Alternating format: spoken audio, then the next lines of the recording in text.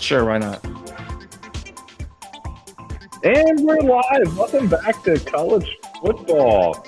Talking Is it college live? football. Here we go. We are live and on YouTube, and we are just doing it old school, just doing it live. Just screw it. Just Zach, trying to how's figure it out going, man? buttons. I'm trying to figure out buttons, my guy. That's what he said. Ooh. Oh man. What a way to kick this off. Well, Merry Holidays, happy whatever you believe in, and Merry holidays. Christmas. Yes. So oh man. We are in bowl season right now, ladies and gentlemen. And we have got to start off with the 4 games of the CFP. Yes, Nick, sir. shall we start with your beloved Alabama Crimson Tide and Oklahoma? I mean, we can start there. I mean, because Alabama's going to go on to play Indiana, but let's just put it this way: the score does not reflect how badly Alabama beat Oklahoma. No. It was not a good game to watch in my eyes. DeBoer did a really good job keeping his guys focused. Defense came out ready to play. I mean, the second half, Oklahoma really started in the second quarter. Just Oklahoma they crapped the bed. I mean, Oklahoma was up 17-0, and Alabama goes on to score, 27 straight points unanswered until finally Oklahoma scores a touchdown late in the game. I mean, Alabama controlled the game for 3 straight quarters, and it wasn't even fun to watch. Oklahoma looked like they forgot to eat their Wheaties. It was just wow. Just wow. Again, So why was Vandy not in there, but Oklahoma was? I digress. Yeah, it was an interesting time. I'm not gonna lie. I turned it on. I saw 17-0 in the second quarter, and I went, something we're gonna see that we haven't seen since the 1800s, and that's Alabama losing to the same team twice in a season. And for whatever reason, at 6:52 in the second quarter, Bama turned it on. And Oklahoma didn't even look like they deserved to be on the same field again. Like, you were up 17-0. I could have swore that Oklahoma absolutely had DeBoer and Alabama's number at that point. Yep. And then it was 17-10, or excuse me, 17-7, then 17-10. And then they gave up the pick right before half, the pick 6 for 50 yards. And I was like, we got a whole new ball game. Dude, I texted you, and I was like, just like at Tennessee, Alabama gets a pick 6 right before half. They're going to blow it out the water in the second half. That's exactly what happened. Yeah, they couldn't keep up. Now, mind you, Alabama still doesn't have a run game, in my opinion. Jan Miller is still pretty banged up. I don't think Hill is a back that we're going to remember in the future. But I could be wrong. I don't know. But a guy like Kevin Riley is definitely missed in this offense when it comes to the run game. And they show it every time, because what did Ty Simpson ended up doing? He ended up throwing the ball 29 times for 232 and 2 touchdowns. So you also had to line Jeremy Bernard up in the backfield multiple plays. He even had a run that didn't go anywhere. So you even tried to mix it up, and you just couldn't do it. So Jan Miller ran the ball 7 times for 11 yards. Daniel Hill 9 for 43. He did have a touchdown, but that was because they were in goal situation at that point. So it's kind of hard not to run the ball in the end zone, unless I don't know if you're a professional football team that we may or may not support. We definitely support them. And we have talked about this quite a bit at length in the last podcast that we did for the Bengals. I think, I mean, really just, I don't know much more that you can say about the Alabama-Oklahoma game other than 4 quarters of football were only played by one team. 34-24. It might as well have been 34-0. It felt that way down the stretch, or 34-7. So, I mean, let's get the next 2 games really just the ones that the 2 teams that shouldn't have even been in the college football playoff. Again, I will say this until I'm blue in the face, and I think Pat McAfee said it as well, if I'm not mistaken. Why? Just why is it not the best 12 teams in the nation play? Okay? I'm sorry that you have a smaller program. I really am. Right? I wish there was more large programs out there and it wasn't just the big schools. Right? But that's not the case, and we have to live in reality. Okay? The best 12 teams need to play in the college football playoffs. Otherwise, there's 2 games where you literally just should not even watch. And there's complete throwaway games for the 5th and the 6th seed, where literally it's a practice game to go against the number 3 and the number 4 seed. And it's completely unfair for everybody else. Teams like Alabama, who actually had to work for 2 quarters to get back, and then they could really just kind of set the sails loose in the second half. And then Miami having to beat Texas A&M, that was fun. But let's just run it down. 51-34, Oregon over James Madison. Did either team play defense? Ole Miss. But I was gonna say with that one, James Madison started scoring late in the second half after they were already down by a million, it felt like. So you and I both talked to it at links that JMU was not going to be able to outpace Oregon. Oregon and Dan Lanning has that offense and their defense, for that matter, running at different decimals majority of the season.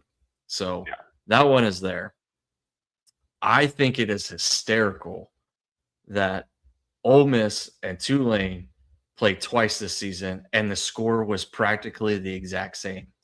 When they played earlier in the season, it was 45-10, and then this time it's 41-10. I mean, I just think it's laughable. Like, I understand, like, these teams that are smaller schools and they're looking to get, some form of like help up with a payday of, it's a lot of money to get into a bowl game. I understand that.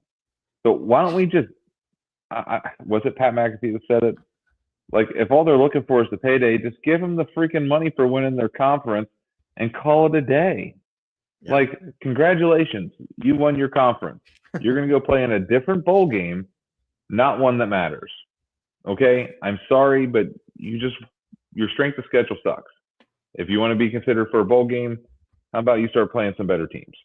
But, I mean, Tulane coming out, only scoring 10 points against Ole Miss. And that's an Ole Miss without their head coach. Because old Lane Kiffin does Lane Kiffin things. Gosh, we're not even going to get into that. But Ole Miss coming out and just stomping them 41-10. I mean, and then JMU getting beat 51-34. It might as well have been 51-10.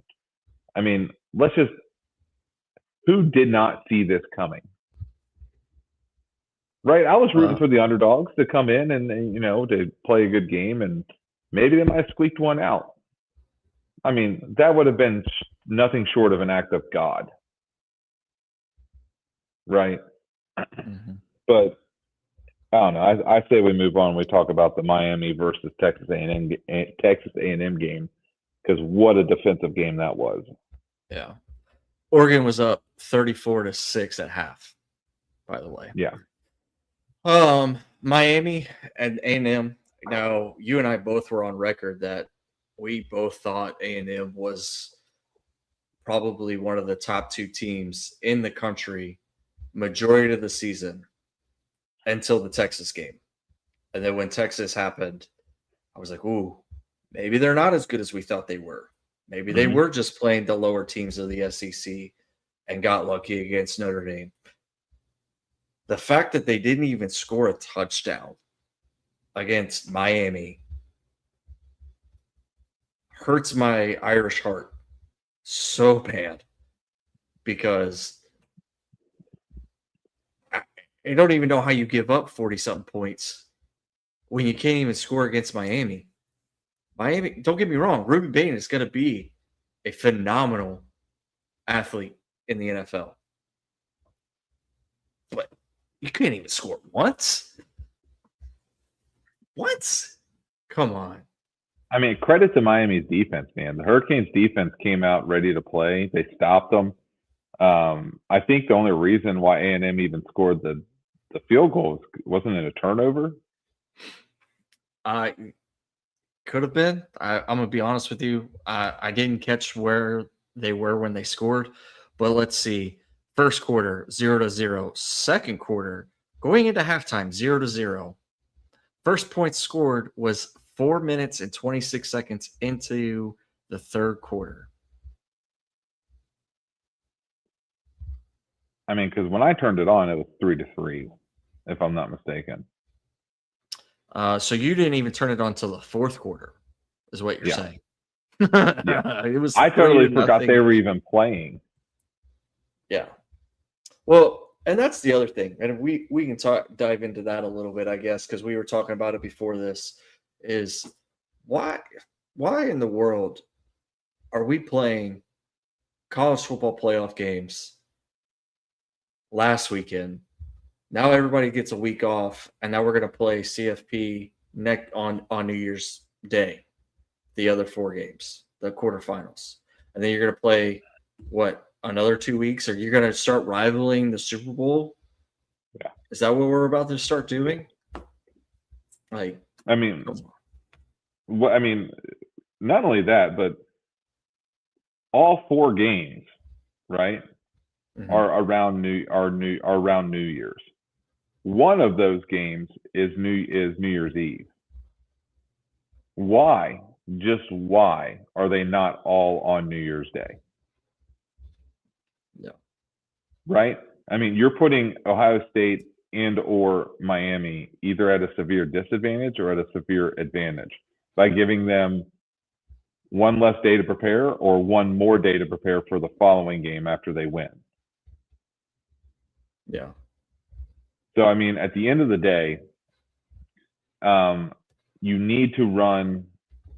I mean, what it looks like to me, I think you're exactly right. I think they're trying to rival the NFL playoff, and I think they're going to try to get the college football championship game to be played either the week before or the second to last week of the NFL season, like the NFL playoff season. So I'm looking at it right now. At that rate. The championship game is played on Monday, January 19th. I believe that is MLK Day, if I'm not mistaken. So the following day, the following week is freaking Super Bowl. No, I think we're in the second week of February now, because it used to be my birthday, and now it's not. It's like the week after. Yeah, so You're right. But I remember January 8th was a Monday, and that was when we played the title game in the CFP. Now we're pushing it out for so long. Like I get it. You want to have your big New Year's Day bowls to be your premiere for your CFP. I get that. That's fine by me if you want to do that. But you also have to not give them such a long time in between. If you're going to give that much rest to your top four teams, why not move these games to this coming weekend, the ones that just played last weekend to this weekend, and then play week. Like if you want to do it like the NFL, do it that way. Week. Right? I don't know. I mean, That's just me. I think that once you end conference championships, I can understand waiting 2 weeks after conference championships. That way everybody gets a chance to, put something together, right? And heal up from conference championships and kind of settle in, right? Because, Indiana winning the conference championship was kind of a big deal. So going into the playoffs, you have to play a game Saturday. Next Saturday, you play the next game. And then why not have your college football championship on New Year's Day? Or New Year's Eve. People are already coming together to watch the ball drop. Do the college football national championship New Year's Eve, right? At 6. Game gets over about 11. If you 10:30, 11 o'clock at the latest. And then boom, right? They go into their New Year's celebration. Everybody's watching it, right? If you're looking for viewership, if you're looking for, continuity of viewership, you need to keep it relevant. I mean, you spacing it out like this, right? You play a game, 2 weeks later, you play another game, and then 2 weeks later, you play the championship. It's like I'm done by then. I don't even want to watch anymore. Yeah. I do appreciate the fact, though, that the games are going to be on. What is your viewership going to be on a Thursday and Friday night in the second week of January? January 8th and 9th. Like those two semifinal games on a Thursday and Friday night, you're still in the NFL season at that point. Who's going to be watching on Thursday and Friday night? I don't know too many people that would. I mean, obviously they're going to because it's the CFP, but imagine if you actually played on Saturday or Friday, Saturday. Play Friday night and Saturday afternoon. Yeah, because you got one game that kicks off at 7:30. Both games kick off at 7:30 on Thursday and Friday of January 8th and 9th. Do it Friday and Saturday. You want prime time viewership? Friday and Saturday. Absolutely.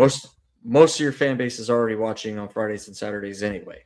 So, I don't know. That's just me. And then I'm good with keeping it, the championship game on a Monday, and then shorten it a little bit if you need to. But I don't know. So let's roll into the quarterfinals if you want to.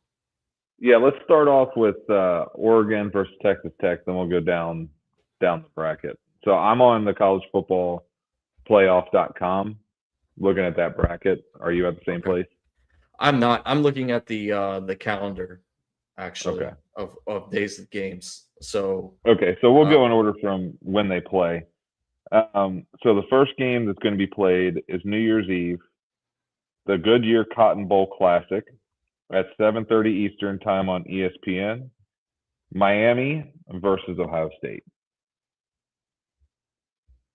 I mean, I could be wrong, but I see Ohio State trouncing Miami. Yeah. So there's been a lot of talk, especially with Jeremiah Smith being from the Miami area, playing at Ohio State, and asking, is there a lot of bad blood, and still that inkling about the 2002-2003 national title game And he said, "Yeah, absolutely, there is," and rightfully so, because I feel that same way. I still think it was a shit call, and I think Miami won that game still to this day. 23 years later, if you will, but Ohio State did actually win, unfortunately, and it actually I think it changed the trajectory of Ohio State at that point. So um, I Well, yeah, it think helped them Ohio with recruiting. I think Ohio State wins this game handily. If the Miami team that showed up on offense and only scored 10 points against Ohio State, regardless of how good that defense is, Ohio State's defense is much better. And I hate to say it, I think Ohio State's offense is astronomically better than Texas A&M's offense was, and Oh I yeah. think that they're going to. I don't even think this is going to be close. I don't even think we're going to see what we saw with Texas and Ohio State at the beginning of the year. What did, what did you say it was? What did you think it was going to be? I think Ohio State's going to beat them handily. I think it'll be over like 35 ish to like 20 ish, and I think that Miami just kind of scores in the fourth quarter just to bring it up to that close. I don't. Yeah, I think it's just really Ohio State kind of just putting in their backups at that point. yeah. I'm going to go. It's going to be like 31-10. So I don't even. I don't see. I don't trust Carson Beck. I didn't trust Carson Beck when he was at Georgia. I've been pretty spot on when it comes to guys like that are good, but they're just inconsistent. Yeah. And I don't. And there's a reason why he stayed in college instead of going to the NFL. So yeah, I'm going to go 31-10 Ohio State. As Yeah. I mean, you painful just as that made a is. reference to Berdogi. I'm not a bad golfer. I'm just inconsistent. And I mean, that's Carson Beck on the football field. So the next game kicks off at noon, January 1st. It's the Capital One Orange Bowl on ESPN. That's noon Eastern time. For you West Coasters, that's 9 a.m. Pacific. We're seeing Oregon play Texas Tech in the Orange Bowl. I think this could be a good game. I'll let you start this one. Yeah, apparently Vegas finds that this is going to be a good game as well because they've got Oregon as a 1.5 point favorite right now. Um, that they're expecting more out of Texas Tech than I was going to give them. I like I just said in the previous segment, I think Oregon is a lot better than people give them credit for. Mm-hmm.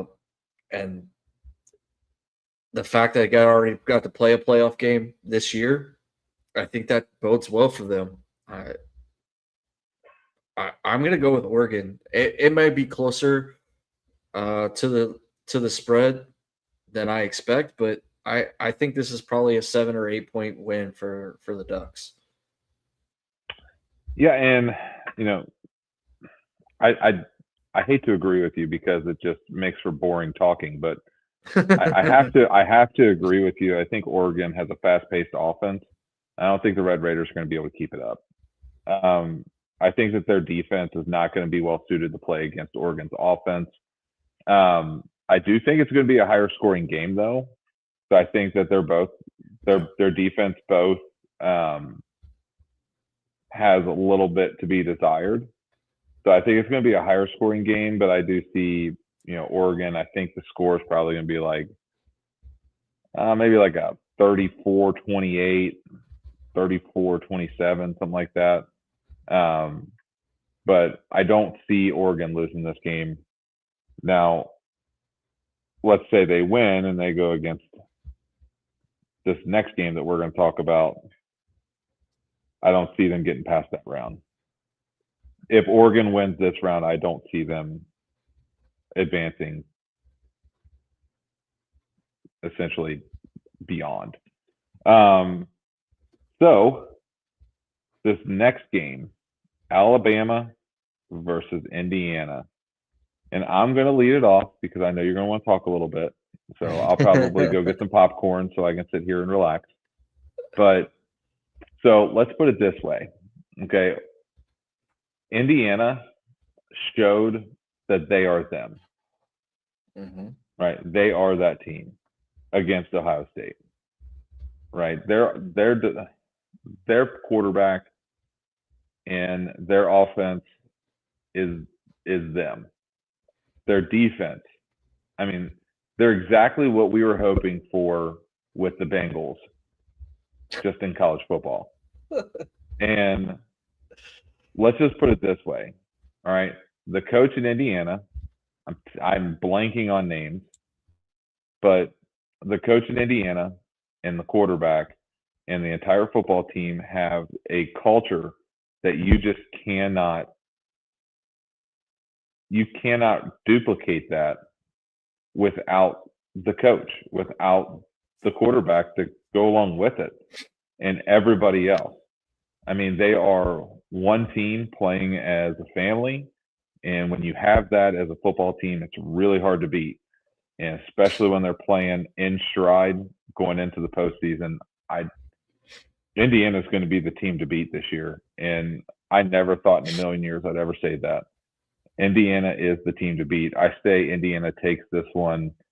I don't think it's going to be a huge scoring win. I think it's going to be more like 17-14. But I think Indiana still pulls it out. Yeah, I'm probably going to surprise you a little bit. And you know what? I'll turn this around. I've been wearing it backwards the whole show, but I'll turn it around. Now, even though I wear this A on my head and I've got Alabama football stuff behind me, again, it makes for a boring show when we agree. I'm going to have to agree with you. Indiana has been a tough team all year. You and I went back and forth that Indiana and A&M were the two best teams of the college football year majority of the season. They've got a Heisman winner in Mendoza, which, again, my Irish heart said it should have been Jeremiah Love, but I'm not on the voting committee, so Mendoza is the winner. I like Ty Simpson a lot. I think Jeremy Bernard is a great receiver, but I am skeptical about Ryan Williams as a highly touted sophomore all season. He leads the nation in drop passes. Their run game has me worried, especially without a guy like Kevin Riley. I think their defense came out to play, and if they continue to play the way that they did, I think it stays a low scoring game, as you stated. So it has a 7-10 feel finish for me in favor of Indiana. Because as much as I love Ty Simpson, as much as I love the Tide, if they cannot figure out the run game and Ryan Williams can't remember how to catch a pass, they're going to be hurting. Horton is a great receiver. Bernard is a great receiver. But you have to have some sort of balance, and you don't have it in the run game right now. So I'm going to have to agree with you. Again, it's boring, but I agree with you. Ryan Williams last year came out of the gate as a really young freshman. And when I say really young, he was 17 coming into the season. He's an 18-year-old sophomore. Yeah. And when you're looking at that, you're thinking, man, he's 17. And then he comes out and freaking shows out. And then this year, he leads all of college football in drop passes. Right? So that's a big 180. And, even though he plays for Alabama, and I really hope Alabama loses, I hope that Ryan Williams finds a way to turn it around because I root for people. I root for people to do well. Never wish bad on anybody. And even if they do play for a team I don't like. unless your name's JJ Watt or not JJ Watt, right? TJ Watt. Watt. TJ Watt. JJ's a good guy. Him. We like TJ or JJ. Yeah, we like JJ. Or Troy Polamalu or Hines Ward, just dirty football players. Anyway, it's another podcast. As long as you're not playing for the Steelers, I'll root for you. And well, even if you do play for the Steelers, there's a couple of them that I liked. But anyways, long story short, I hope Ryan Williams comes out of it. I think he's in a funk. I think he's in some form of like what baseball world would call a slump. And I think next year he comes back and it's more of like his freshman year. And I think he stays with Alabama. But in the grand scheme of things, I think you're right. The run game is not there. I think the passing game struggles because the run game is not there. And at the end of the day, I think you're going to see Indiana on top, whether it be by 3 or 30. Doesn't matter. Indiana's going to win the game. So moving on to the final game of the day. 8:00 p.m. Eastern Time, the All-State Sugar Bowl on ESPN. And it is Ole Miss versus Georgia. And I'll let you take it from there because I got something to say about this one. Oh, I'm sure you do. So this is really intriguing because Ole Miss has their defensive coordinator as their coach of the future, if you will. And so Ole Miss put on a showing against Tulane, but they did that before. Okay. Now we get a new game with Georgia. You've got another guy from the Saban tree leading the Rebels to play Georgia in Louisiana, of all places. I think Ole Miss is going to try and find a way to show up and show out because it's in Kiffin's backyard now. So I'm going to slightly give it to the Rebs, but I think Georgia ends up coming out on top. For whatever reason, we have been notorious to say that the refs find a way to give Georgia a win. And I think he's turning around because I feel like we're on the same wavelength right now. And he's got a lot to say. The spread on this one is 6.5. I'm going to go Georgia finds a miraculous way to win it late in the game in the fourth quarter. And it's probably a 7-point win.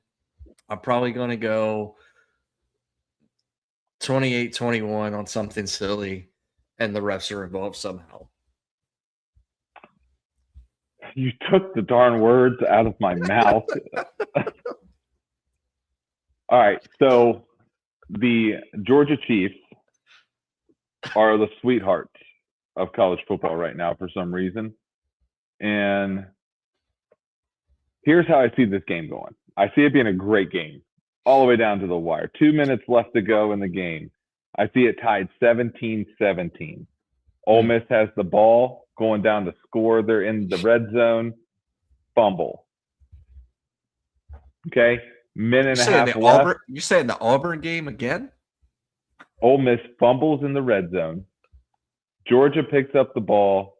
Minute and a half to go. Right? 2 timeouts.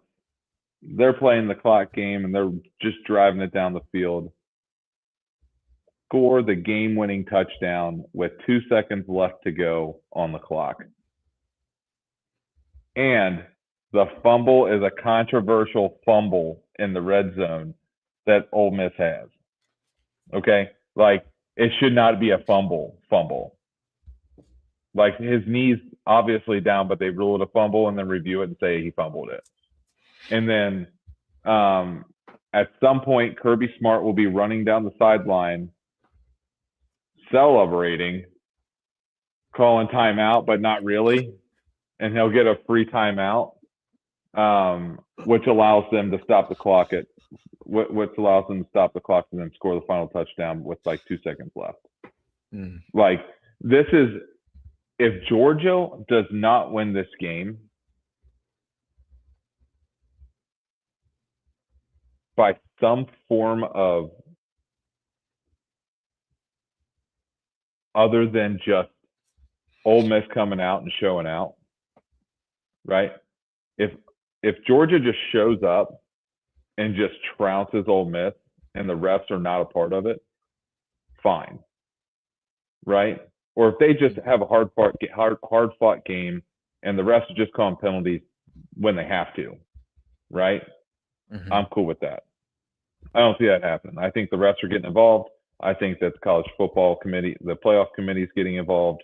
And I think that they're getting the booth reviews that are going to go in Georgia's favor, just like a certain Chiefs team that we know and absolutely do not adore. Which we didn't talk about them enough on our last show. Which is but there's a reason, okay? There's a reason. It's a Bagels podcast. Exactly. Why don't we talk about them? But I'm going to say this: Georgia, I anticipate them winning 24-17. Okay. So then, and again, I hate agreeing with you because it makes for a boring show. So I say we got Oregon playing Indiana. Yep. And then Georgia's playing Ohio State. Yep, sounds about right. Right? And I think that I'm going to get bored of not watching football for another week. And I'm going to forget that they're actually playing. And then I'm going to have to go back and watch reviews. Watch the 5-minute recap of the whole game. But so for those keeping track at home, that would be the 1, 2, 3, and 5 seeds in the semifinals. Yep. Wouldn't it be interesting? Wouldn't it be interesting though, if some miraculous thing happens and Alabama decides to win? So now you have a 1, 2, a 9, and a 5. No, you would have a 9, a 5, a 3, and a 2. Oh, shoot. Sorry. Yep. 2, 3, 9, 5. Wouldn't that be interesting? Or Miami shows up and gets revenge against Ohio State. Now you have a 10, a 9, a 3, and a 5.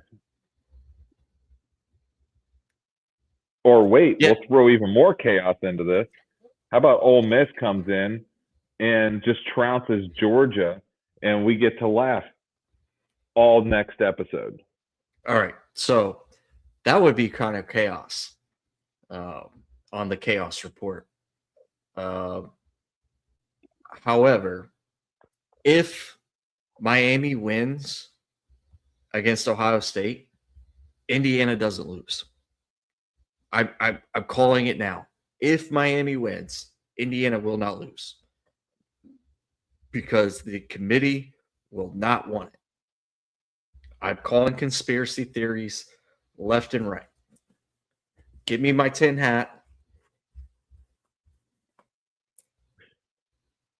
How'd that go again? Right? Foil that up.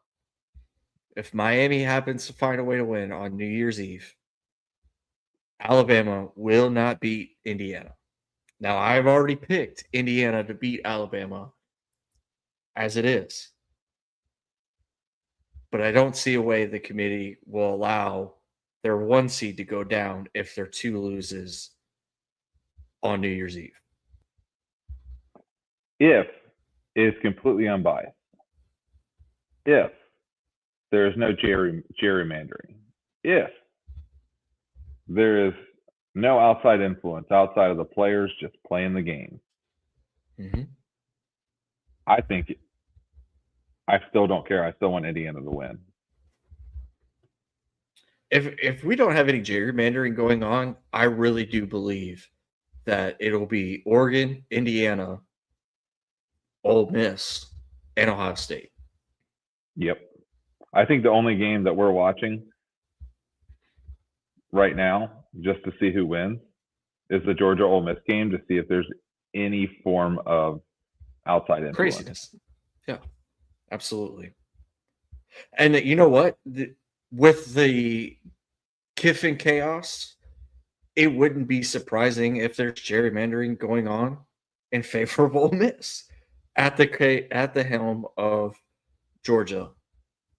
Will Georgia be the sacrificial lamb to their own demise? I don't know. That is definitely a game to watch for some shenanigans, for sure. Absolutely. Speaking of Chaos Report, do we have anything for Chaos Report? Pick it, because you've got the coaching carousel. We could talk about. We've got the transfer portal opening up and all the craziness that's happening there. Teams opting out of. Yeah, let's talk about that. I think the Chaos Report that is sponsored by Dubby, DUBBY.GG. Use our promo code TBCFB10. That's the number 10. To get 10% off if you're feeling a little drowsy and need a little pick me up. Anyways, right? Notre Dame. Tell me about those Fighting Irish boys. But what's going on with this? Yeah, it's getting kind of wild right now. I'm going to be completely honest with you that I'm not surprised that they didn't come to a deal or agreement to continue with USC, because there are ADs out there right now petitioning themselves to not schedule Notre Dame because they have the automatic bid into the CFP in 2026/2027 if they finish in the top 12, which, being an independent, is fair. Somebody like BYU not having that's on BYU. I don't know if BYU is independent. I think they're in the Big 12 though, right? Yeah, never mind. I'm thinking old days BYU being independent. Sorry. Opting out of the bowl game makes sense.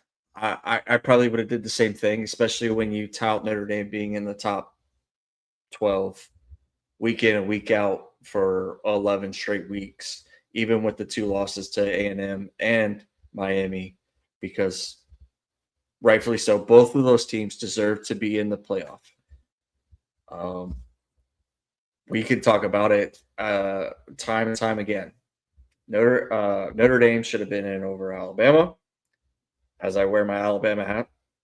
Should have been in over Oklahoma. Should have been in over JMU. Should have been in over Tulane. I think everybody else should have been there. Yeah. If I'm, Texas Tech deserved to be there. Ole Miss deserved to be there. I just don't understand.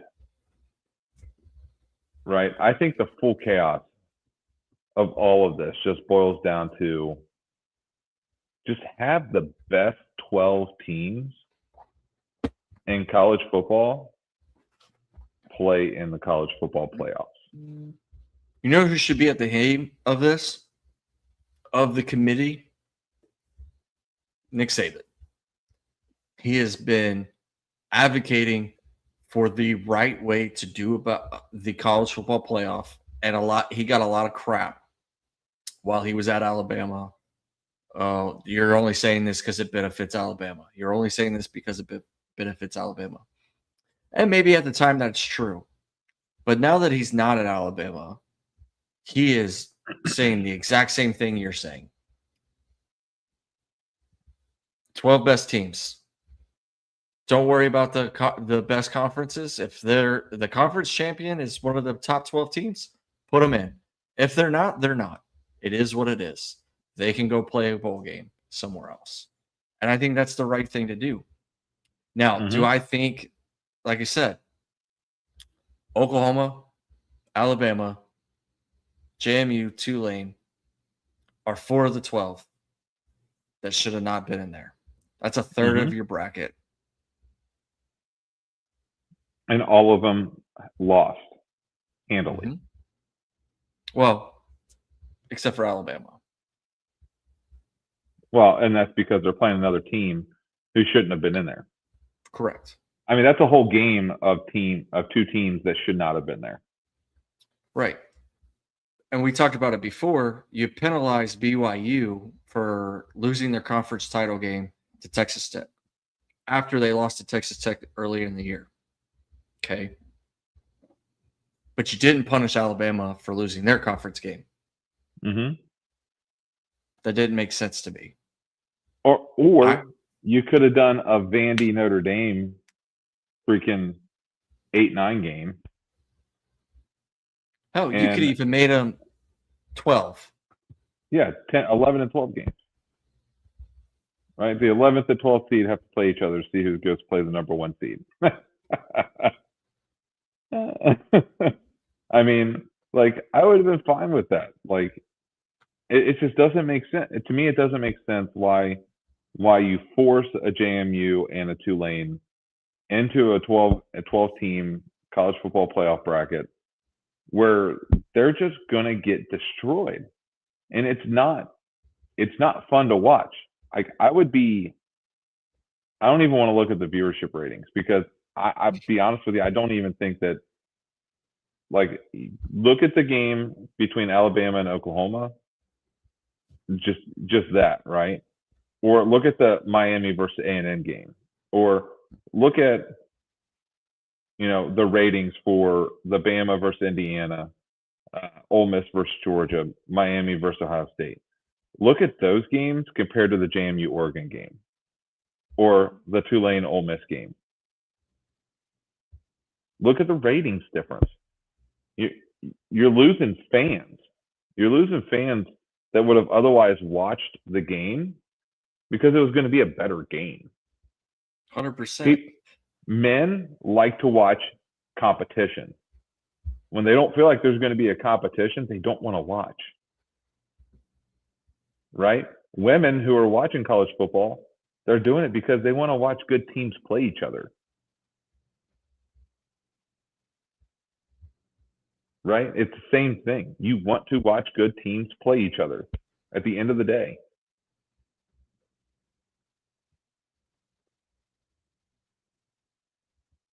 %. And you can't say that Notre Dame doesn't bring in viewership. There are Notre Dame graduates all over this country just because they went to Notre Dame. Notre Dame recruits all over the country being an independent. Exactly. So, and then those guys go back to their homes, whether it's in California, Oregon, Massachusetts, Florida, Texas, Indiana, Kentucky, because we had a bunch of Northern Kentucky guys that went to Notre Dame, even Cincinnati, right? Mm-hmm. So it's just Notre Dame fans travel. It's like Bama fans. It's like Packer fans. If you want to go into the NFL, like, dare I say, freaking Steelers fans. There are fans all over the country for these teams. The Cowboys, the Niners, the Raiders still, even though they're an abysmal franchise, like, their fans travel. Notre Dame is one of those marquees. You're telling me that you're willing to sacrifice the viewership of the Notre Dame faithful for JMU, for Oklahoma, for Tulane, for... It just doesn't make sense. It doesn't make sense. Alabama makes sense because if you're wanting ratings. Yeah. Oklahoma makes sense to an extent, but I feel like they're a tier 2 team. Tulane and JMU, as underdog as fun as it could have been, they're tier 5, in my opinion, of teams that's going to bring in viewership. You're only going to get JMU and Tulane followers into the CFP to bring that in. Mm-hmm. And their fan base is probably this big compared to this big. So you're talking about I mean, you're talking about a colony of ants versus a colony of bees. Yeah. I mean, colony of bees, it's in the hive, right? Colony of ants, there's literally millions of ants in that colony, right? Alabama's a lot like the ants. There's so many, and God, they love saying that roll tide crap. But there's so many fans, right? Tennessee, so many fans, right? There's Tennessee all over the world. Notre Dame, same thing. So you have to look at it as, right, even if you're looking at it for profits, why in the heck are you bringing in JMU and Tulane? At that point, you're just saying, oh, well, here, we'll give you guys just this little bit of money here for you guys to get your butts kicked in the playoffs. So that way we can say, we tried. We tried to make things more fair. That's not fair. Fair would have been putting them in a bowl game where they're playing another decent team from a different conference that they wouldn't have otherwise played, and actually having a good football game to watch. Agreed. Right? It would have been like putting Tennessee against, I don't know, Oregon if Oregon didn't make the playoffs.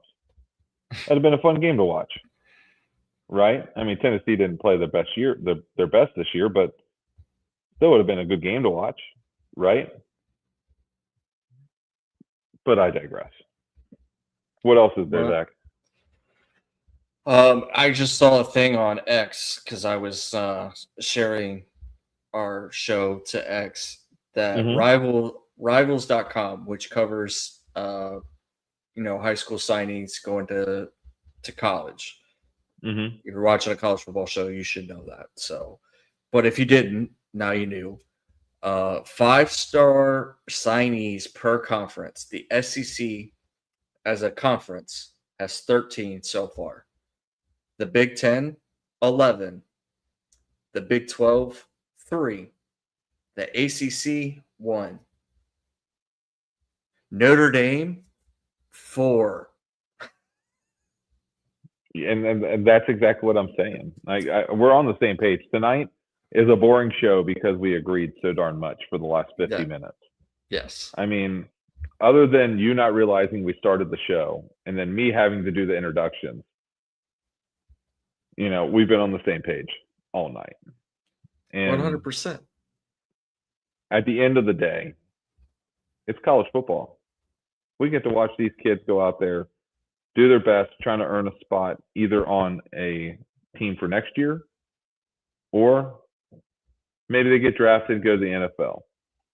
Whatever way they go, I wish them the best of luck, right? Obviously, I hope the best for all of them. Hopefully none of them go to the Steelers. And I don't know. Let's get ready and strap it on and watch some college football, huh? Yeah.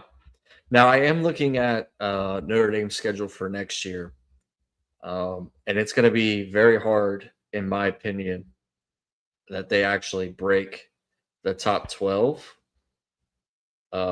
unless they're blowing everybody out by like 40. Let's put it this way. They open with Rice.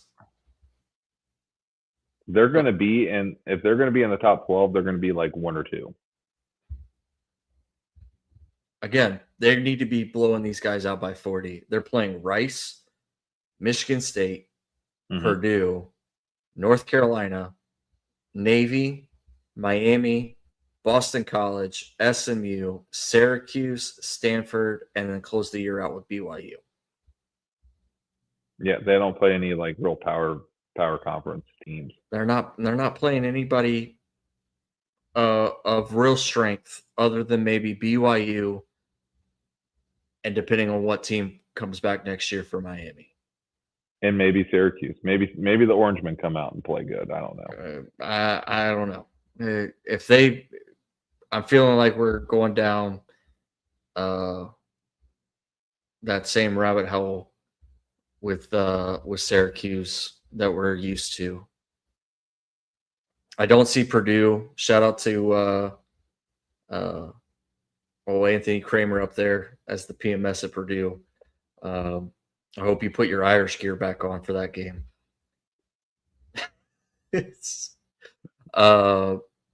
Michigan State's got a new coaching regime up there. Rice is probably not going to be anything of worth anything. Navy's being played at Foxborough, at Gillette there on Halloween. It'll be a fun game to watch. It'll be a fun game to watch, but I don't know if it's going to be anything extravagant. It won't be. Boston College, Bill O'Brien there, Bob. He hasn't put a team together yet. SMU is debatable. Stanford, they haven't been anything of recent. So they're going to have to blow teams out by 40 in order to be in the top 12, especially with all the scrutiny of what 2025 has brought them. So let's finish 2025. Let's see how this year plays out. I'll let you do final thoughts last, so that way I can get mine in. Go for it. If you're watching, please make sure you like, subscribe, follow, share, react, comment, whatever you can, so that way we can gain more followers and we can get out to more people. I do appreciate your time in giving us a listen. Merry Christmas, and we'll probably say Happy New Year's, because we'll talk to you guys after all this shenanigans happens. That way we can see how the final 4 teams come in and see what that's going to look like, see what kind of chaos that's going to bring. But Merry Christmas, Happy New Year's, and thank you guys. Yeah, well, as always, our show is brought to you by W Energy. So if you're looking for a little pick-me-up to get you through your day without the crash and burn afterwards, look no further than W Energy. Go to w.gg, that's DUBBY.gg, and use our promo code TB for Talkin Bengals, CFB for college football, that's this show, and the number 10. Also, you can go to this QR code right up here and check out some of our merchandise on our Season Enterprises Etsy store. Let's go ahead and scan that bad boy. We have a promo code called Holiday15 for 15% off your order. If you have an idea of something that you want to be on our store, go ahead and shoot me a message. I'll be happy to put the creative genius behind it and get it on our shop and get it out to you as soon as possible. Okay? If you have anything else, maybe if you want to be a guest on our show, if you want to talk college football, whatever the case may be, you can reach out to Nick or I. My handle is here. Nick is hoopdehoop33. So you can always reach out to him there, or you can message us on any of our platforms. Is that my handle for real? Yeah, I'm not on Instagram very much. Let me double check. It's whatever. I don't know. It's probably right. But all I gotta say is, you'll see us sharing all of this stuff. Please reach out to one of us if you want to be on the show, or if you have any ideas for something that we could do. It is Hoop D Hoop. How about that? 33. Okay. All right. If you don't already, like, follow, subscribe, share on all of our platforms. We are talking _CFB except for X. X is talking _CFB1, because I am not fast enough. You almost had it. You almost had it. So, but Twitter, X, Threads, TikTokies, Facebook, YouTube, which is where we're at live right now. We appreciate you. We are just under the hour mark. Again, like we opened the show, Merry Christmas, Happy Holidays, Happy New Year. If you don't already have a resource to reach out to somebody if you're in trouble, go to pound 988 on your phone. You can call or text, and somebody will be there to talk to you. Use your Uber app, use your Lyft app, use an old-fashioned taxi. Don't drink and drive. Be safe. Love your loved ones. Enjoy the rest of the bowl season and the college football playoffs. And we'll see you very, very soon. This is Talkin CFB.